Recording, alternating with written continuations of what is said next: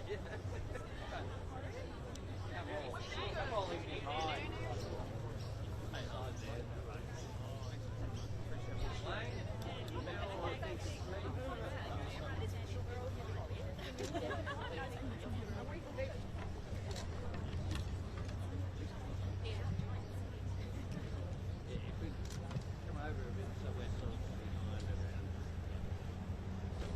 we ready to start proceedings?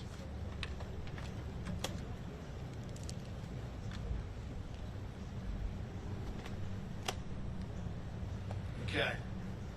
On behalf of the Prime Minister, Anthony Albanese, who is standing right behind me, it's an honour to welcome you to Kirribilli House on this significant day, a truly important moment in time. Welcome to the Communications Minister, the Honourable Annika Wells, and welcome also to the East Safety Commissioner, Julie Imran-Grant, and also welcome to the South Australian Premier, Peter Malinauskas, who we'll hear from in a moment's time. My name is Michael Whipfley, or Whipper, from Nova, and today, December 10, 2025, is now marked in history as the day the law changed after the Australian Government chose to put the well-being of teenagers first. Thank you. It's an important day. They chose to put the well-being of Australian families first, and the Australian Government chose to show the world that it's okay to say to big tech, stop, this isn't working, and we can do better for our kids. As the co-founder of 36 Months with Rob Galuzzo from Finch, we led a campaign with one simple aim: to delay the age kids could become a citizen of a social media platform from 13 to 16, just 36 months. That's all we wanted, a chance for kids to get to know themselves before the world does. We launched with advice from developmental paediatricians. We spoke with many parenting educators. We spoke with many brave parents who are here today who have shared their stories in the hope of change. We met with like-minded groups working in this space and convinced others to help make some noise.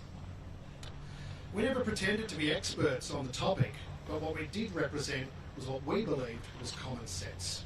And very quickly, a line of nearly 150,000 Australian parents signed the petition, desperate for change, a desperate bid to be heard. They formed an unignorable chorus of voices. That chorus was heard by the Prime Minister, who with a deep level of research and advice from his experts and his party, made the decision that enough was enough. He joins us now. Please welcome the Prime Minister of Australia, Mr. Anthony Albanese.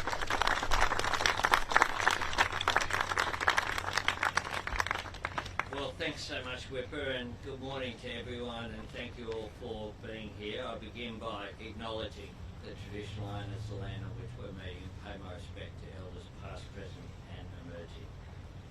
Well, this is a day in which my pride to be Prime Minister of Australia has never been greater.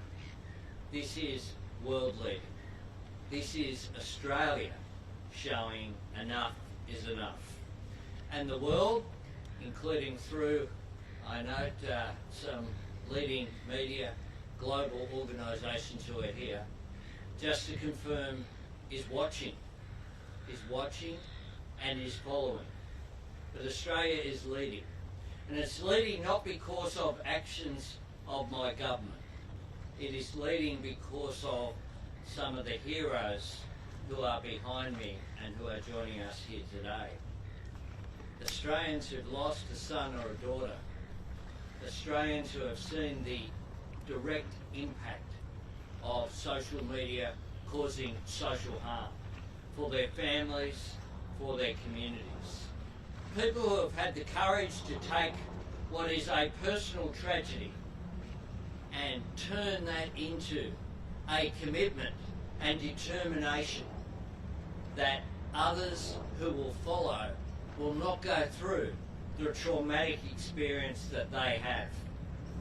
This is indeed a proud day to be Australian, because make no mistake, this reform will change lives for Australian kids and allowing them to just have their childhood, for Australian parents enabling them to have greater peace of mind, but also for the global community who are looking at Australia and saying, well, if Australia can do it, why can't we?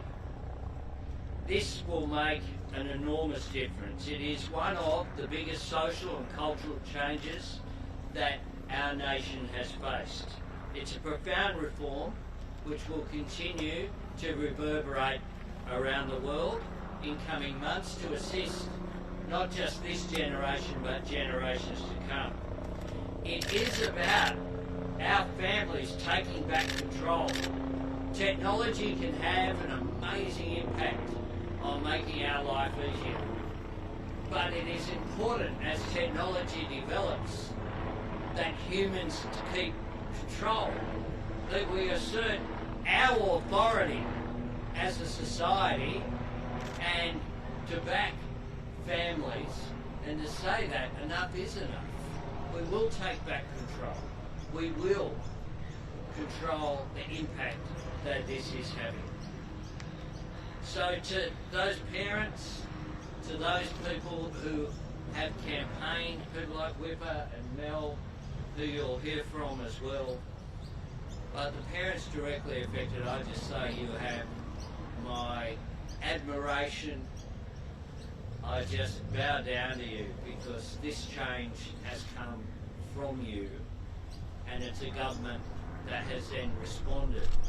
I do want to acknowledge as well Peter Dutton on a day like today. This legislation passed the Parliament last year with bipartisan support. Peter Dutton's someone who has always cared about the impact of harm on young Australians with a range of the measures that he established as well to protect young people from perpetrators of violence and grooming and other activities as well. So this is a day that I think will be marked down. This is a journey that Australia has gone on. It won't be perfect. It won't be perfect because this is a big change. But I've been asked this morning in media interviews, what will success look like? Success is the fact that it's happening. Success is the fact that we're having this discussion. Parents are talking to their children around the breakfast table. Teachers, as we are speaking, will be speaking to their students. And we as a society, I must say, not just young people as well, but non-young people are also thinking about the impact that scrolling is having on their sleep, that engaging with each other, nothing beats interpersonal communication, one-on-one. So it is about, as well, importantly, pushing back against big tech, saying that social media companies have a social responsibility. So we do acknowledge it won't be perfect and we'll work through it. But I do want to work through and acknowledge the work that Minister Wells has done in bringing this to fruition. Minister Rowland in her advocacy previously in the lead up to the legislation being carried, and Julian Mangrant, who you will hear from, and her team in the E-Safety Commission for the work that they've done. For the media who backed this in as well, I've got to say that the tabloids on Sunday, that wraparound was the most powerful use of print media I have seen for a very long period of time. The fact that a great deal of effort had been got into it. But all those in TV, radio, the people who've engaged with this, it is important to have these discussions. So, be proud today and remember this day, December 10. I think it will go with the other great reforms that Australia has led the world on. There are many of them in our great democracy that we can be proud of. Things that we call the Australian ballot, for example, is just one of them. Before we go, though, I do want to just say that yes, this is about parents, and largely I spoke with Charlotte's mum gave a phone call after that tragedy, and the one-on-one discussions I've had with parents really convinced me that this was the right thing to do. But as well as that, we've had young people advocating themselves. And I do want to introduce to you a remarkable young Tasmanian, Flossie, a 12-year-old who I've had the pleasure of welcoming into my office in Parliament House. Now, straight after this event, I'm told that she'll be racing back to Hobart for her last day of primary school and the end of year dance. It's just one of the things that people can do. You can't dance if you're online. And it's much more fun to do it than to watch it. And you know what? There's something else, Flossie. The people that you're dancing with at your year 6 school, you'll know are real. Unlike the people online who you don't know, whether they're real, whether they exist, whether it's AI, what really is going on there. So to Flossie, a powerful advocate, just one of the young people who I've met, thank you for your advocacy and for squeezing us into your very tight social calendar. Flossie, I'd like you to welcome.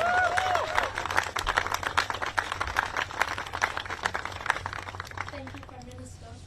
Hi, my name is Flossie and I'm 12 years old. I've been learning about how social media affects the developing brain, and I want to explain why I support Australia's world-leading decision to ban social media for under 16s. My project began as a school inquiry, looking into what happens to adolescent brains when using social media, and understanding the impact it can have on young people. I spoke with neuroscientist Dr. Lila Landowski and psychologist Cassie Zentavalonis, and the science they shared with me was clear. During adolescence, our brains are going through one of the biggest rewiring periods of our lives. It's a time when we're more likely to take risks, act on impulse, and be shaped by the world around us. Social media is designed to take advantage of that. Every like, every notification, every short video releases dopamine. It keeps our brains hooked, even when it doesn't make us happier or healthier. For developing brains, that constant dopamine drip can actually change the pathways we rely on for focus, self-control, and emotional resilience. Young people deserve better than that. We deserve the chance to figure out who we are without algorithms telling us what to like, what to think, and how to feel. We deserve time with real people to learn body language, tone, empathy, and all the social cues you can't get from a screen. We also deserve boredom too, because boredom is what makes our brains spark creativity and think of big ideas. I also want to say this with respect and care. I know that for some families here today, the harms of social media aren't just research findings, they're deeply personal. I honour the courage of every parent, every sibling, and every young person who has been hurt or lost because of the online world. Your experiences matter, and that's part of the reason I stand here today. My mum always says, when we know better, we do better. The Australian government knows that social media is harming young people, and they're doing something about it. This ban is bold and brave, and I believe it will help kids like me to grow up healthier, safer, kinder, and more connected to the real world. I absolutely support this world-leading decision and hope that other countries look to Australia to follow our lead. Thank you for listening, and thank you for protecting kids like me. Gosh, Flossie, another round of applause, and I hope my kids are watching. By the age of 15, I need you like Flossie. Well, from 12, should I say, Flossie. My gosh, that's extraordinary. Well done. Thank you so much. Okay, joining us now is somebody who has been a force of nature at the coalface. She's a mother of three. She's also the Minister for Sport, Minister of Communications, and I know, along with our E-Safety Commissioner, has had to navigate at times uncharted waters and the willingness to push forward against heavy tides. I don't know how you do it. Minister Wells, Minister Annika Wells, please welcome.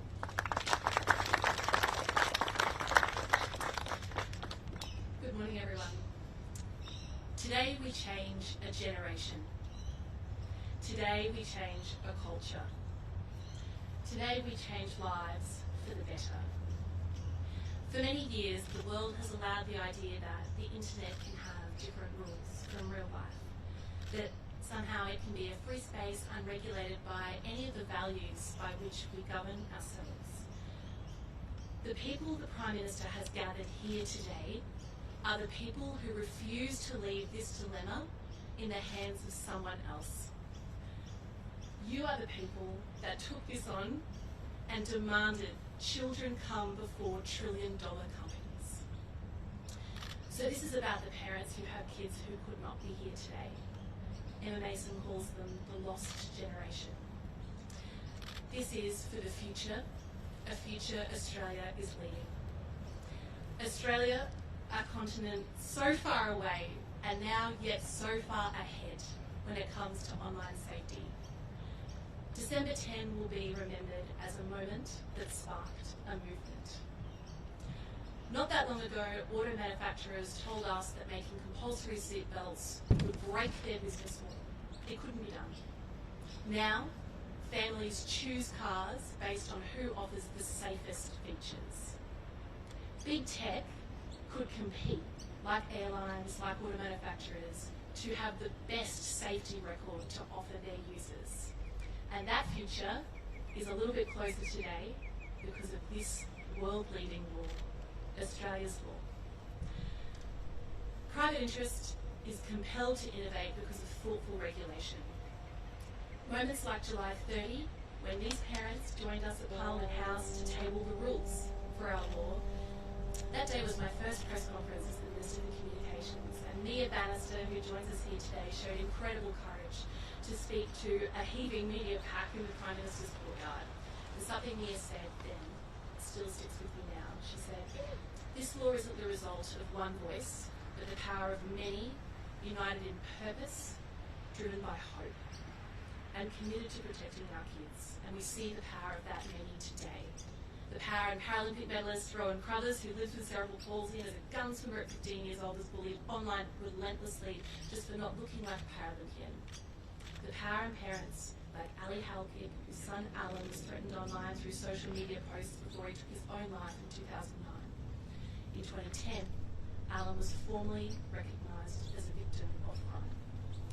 A landmark ruling, the first in Australia, and 15 years later, with Ali here, we achieve another landmark. And it will change a generation. There is one more line from Mia that I wrote down from that first day that I met you all. Mia said, "Together, we made change happen, and we will keep going." That feels even more pertinent today than it did that day in winter. Together, we made change happen, and together, we will keep going. Thank you.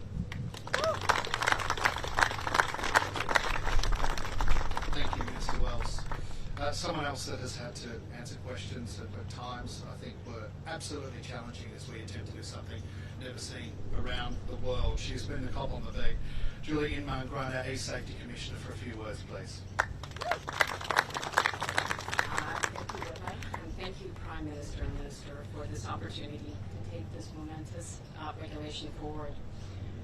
For all of us here who consider social media to be one of the great social experiments of our time on our young people, then perhaps the social media ban will stand as the first true antidote. It starts here in Australia today. The world will follow like nations once followed our lead on plain tobacco packaging, gun reform, water and sun safety.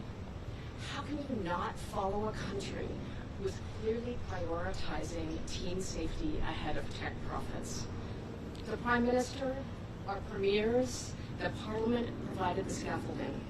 The Minister tabled the rules. The Department delivered a comprehensive age assurance technical trial demonstrating that advanced technologies can and will work. Online safety has always been a team sport. And I'm profoundly proud of my small but mighty team at eSafety who have anticipated the pushback. We've looked around corners and we've built a regulatory framework that is sensible and workable, flexible where it should be, and firm where it must be. We've been crystal clear with the social media companies about their responsibilities. and I have every confidence that the most powerful and innovative industry of all time has the technical capability to meet these obligations with precision and with continuous improvement. Tomorrow, I will issue information notices to 10 major platforms, and we will provide information to the public before Christmas on how these age restrictions are being implemented and whether preliminarily we see them working. The responses to these notices will form the baseline against which we will measure compliance. And as I've said many times, we're not expecting flawlessness. We've built in allowances for that. Enforcement will target systemic failures after rigorous investigation and under our own terms and our own time.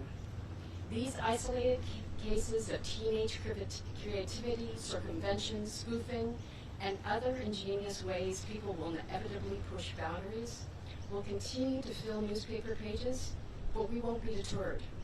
We are playing the long game. We are united in giving this our very best effort. We will be led by the data, and we will evaluate the impact over time. But a few things are certain. Parents will be backed. Families can reconnect.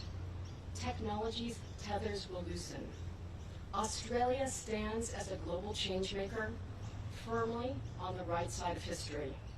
And finally, in honor of the Prime Minister, to riff off my favorite rock band, The Who, the kids will be all right.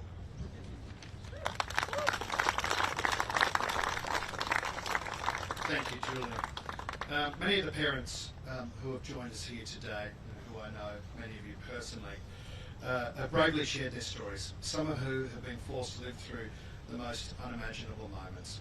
Our next guest has been an avid campaigner against sexual extortion and suicide, and this year was recognised as the Victorian of the Year nominee. After losing his son Mac, Wayne channeled his personal devastation in preventing other families from having similar experiences. Thank you for being here, Wayne Holdsworth. Thanks very much, Whipper, and to the Prime Minister, thank you very much for having us here today. We really do appreciate it. And I guess I speak on behalf of the Let Them Be Kids team that consists of experts like Simon and parents that have lost children, like Emma, like Ali, like Mia, and like me. I'd like to congratulate the Prime Minister, the Federal Communications Minister, Annika Wells, and the previous Communications Minister, Michelle Rowland, Julie Grant, and also Peter Malinauskas, because they have shown true Australian grit. They have been thrown bumpers, they have been thrown bouncers, head high, balls to the head, and then just simply knock them for six, just like Steve Smith did on the weekend. That's what we're talking about. That's the sort of Australian courage that has been demonstrated today, and we're celebrating it. They saw the ball, they got the ball, and then they protected it. They saw the opportunity. They realised the opportunity, and now we will enhance that opportunity.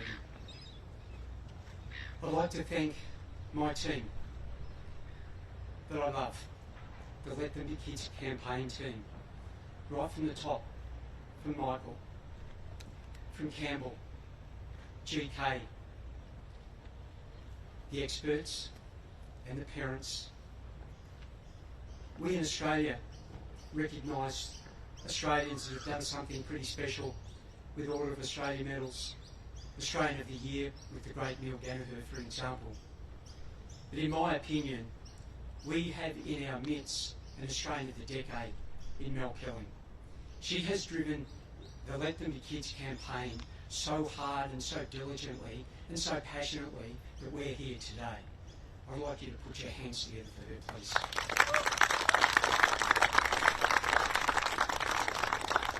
So in finishing, our kids that we've lost, haven't died in vain, because today they'll be looking down, very proud of the work that we've all done. And yes, it is bloody hard to repeat over and over and over again Mac's story, and in Emma's case and Mia's case, their story. But today is around the legislation. But today also needs to be around identifying that this is the start, and education from here on, from those year 10, 11, 12, 13, 14, 15-year-olds will be the silver bullet. Because when they're available to then access social media at 16, they will be fully equipped. They will know about the algorithms. They will know about the sexual predators and terrorists out there, the same that terrorised my boy. So Mia and I, we've gone out and tried to educate people. I've now presented to over 30,000 people in my spare time. I'm a sports administrator. I've spoken to over 200 presentations, and importantly, we have saved 9 lives directly through that education. And I remember in the eastern suburbs of Melbourne presenting to about 400 kids, and a girl on my right hand side was there and waited, and she came over to me and she was teary, and I asked her what was wrong, and she couldn't speak, but she handed me a piece of paper, and I opened that piece of paper, and in that piece of paper was her plan to take her life that night. We got her help that day through the school and her parents, who were oblivious to what the plan was. And on Father's Day this year, she sent me a text message that said, "I'm still alive, Wayno, and I think it makes it all worthwhile." So as I said, our kids will be looking down with pride with the work that we've done. We've only just started. We'll need help with that education, with those programs. We'll need help from federal and state government to roll those programs out for prevention and mitigating the risk that kids like Mac had to go through. I really appreciate the opportunity, and I love you, Mac.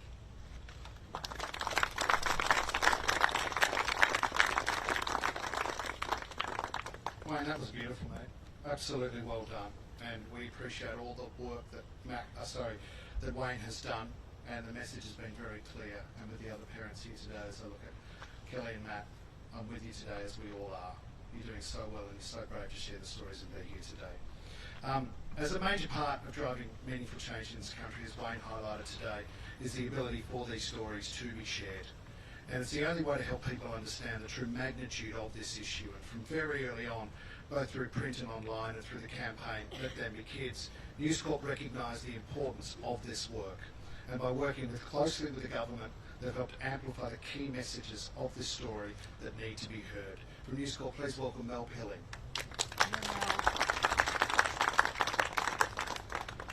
Thank you, Whipper. Well, today is an historic day. Today is the day Australia becomes a world leader in protecting children online. The social media laws that have come into effect will change lives. They will save lives. This world-first law has been almost 2 years in the making for Let Them Be Kids, but for others it has been so much longer.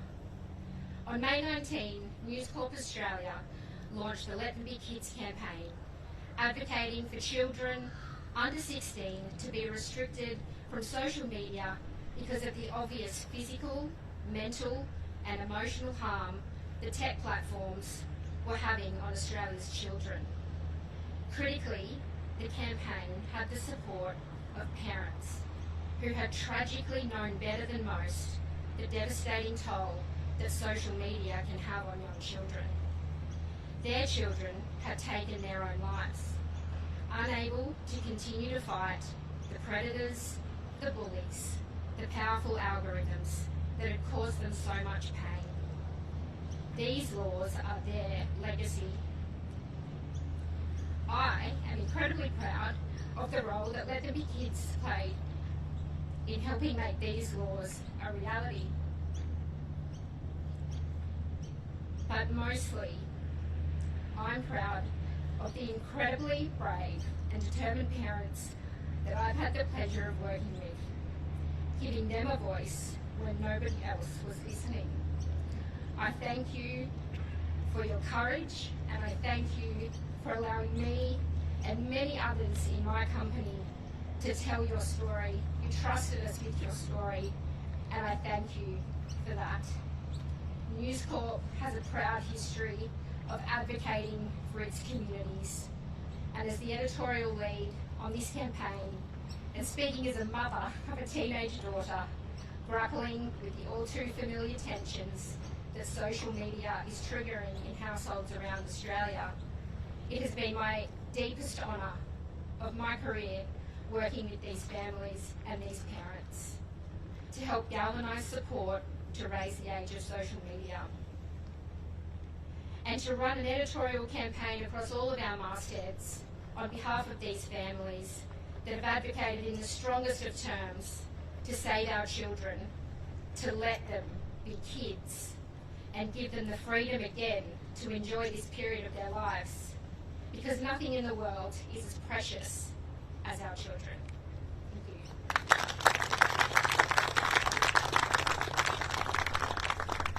Thank you, Mel. It's fair to say our next guest has been a pillar of strength on this topic, leading with a very clear vision and an absolute passion and believing that we must do better than this for our kids. Not only has he led this, but he's often been referred to as, by educator and also author Jonathan Hyde, as the bold catalyst for these reforms. Please welcome the Premier of South Australia, Peter Malinauskas. Thanks, Whitney. It's great to be here. I can't tell the Prime Minister how grateful I am for gathering this group of people here today. I acknowledge the traditional owners as well. In April last year, my wife was reading a book called The Anxious Generation by Jonathan Hyde, and she was surmising the book to me as we would go to bed each night as she read it over a couple of weeks. And I'll never forget one night in late April last year, she finished the book, she put it down in her lap, and she turned to me and said, "You better bloody do something about this." And I've been married long enough to know the instructions I've got to abide by, and this was certainly one of them. And we got to work thinking about how we could make a meaningful difference to protect kids from all the dangers that social media, unregulated, represents. And I want to thank today someone who hasn't been mentioned, and that's the former Chief Justice of the High Court of Australia, Robert French, who we asked in South Australia to go away and do a piece of work and craft a law that a state parliament could pass that would give effect to a social media age limit. He completed that work a few weeks later and presented it to the South Australian government. He said, "Look, you could do this at a state level, but it would be far better done nationally." So we presented that report to National Cabinet, and one of the most important days in the lives of every young person in this country was the moment that the Prime Minister of this nation took an opportunity to lead, to dispense concerns about all of the resistance, all of the political risk, but instead take the opportunity for this nation to provide truly international leadership. And a few months after that, the law passed our federal parliament and is now a law of the land. To go from a moment in May to legislation passing our federal parliament of international significance in November is warp speed on any measure. And I was reflecting last night, how did that happen so quickly? And the truth is, it's a question of power. See, the power for this reform doesn't rest in the power of a Prime Minister or a Premier or a politician or the media. It rests in people, as the Prime Minister referred to. But there is one thing that is even more powerful than that. Nothing transcends the power of a parent's love for their child. What this reform does isn't regulate the relationship between social media platforms and children. The power of this reform rests in giving parents the ability to be able to show love for their children and doing what they instinctively know is best. Parents know that this change is overdue. Parents know how to ensure their own kids' safety. And what this law has done is put the power back in the hands of parents so they can continue to love their children with comfort and knowledge that the rest of society and every other family stands with them in making sure that the adaptation of technology amongst young people is done safely. This is a really special day. The rest of the world is watching. Things will go wrong, errors will occur, but we have made a difference that on balance will dramatically improve the lives of young people in this country, and I'm pretty soon it will also be true for the rest of the world. Thank you, Prime Minister.